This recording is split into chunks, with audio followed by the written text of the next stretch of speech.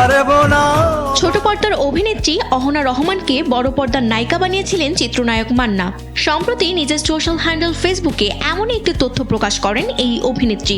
নায়ক মান্নার সঙ্গে অভিনয় করেই বড় পর্দায় পা রাখার কথা ছিল অভিনেত্রী অহনা রহমানের। সেই সিনেমার কাজ শেষ না হলেও মান্নাকে ঘিরে প্রথম দিনের সেই স্মৃতি আজও অমিলিন তার কাছে। এবার 18 বছর আগের সেই সময়ের একটি ছবি প্রকাশ করে আবেগ ঘন স্মৃতিচারণ করলেন অহনা। স্যান্ডেলিনা সো, রূপচর্চায় আভিজাত্য। মঙ্গলবার সামাজিক যোগাযোগ মাধ্যমে ছবিটি পোস্ট করেন অহনা। সমুদ্র সৈকতে শুটিংয়ের ফাঁকে লাল পোশাকে বসে থাকতে দেখা যায় তাকে। পাশেই বসে খাবার খাচ্ছেন নায়ক মান্না। ছবিটি যেন ফিরিয়ে আনলো অহনার ক্যারিয়ারের শুরুর সেই দিনগুলো।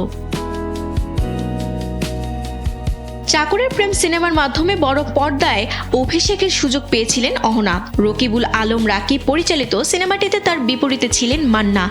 তবে মান্নার মৃত্যুর পর সিনেমাটির কাজ অসম্পূর্ণ থেকে যায়। পরে আমিন খানকে দিয়ে বাকি কাজ শেষ করেন পরিচালক।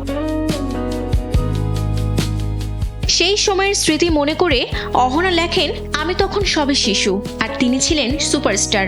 একবার সেই সুপারস্টারই আমাকে বলেছিলেন, অহনা দেখো একদিন তুমিও ভালো কাজ করবে। অহনা জানান, সিনেমাটিতে অভিনয়ের জন্য তখন তার পরিবারও প্রস্তুত ছিল না, এমনকি নিজেও ছিলেন না।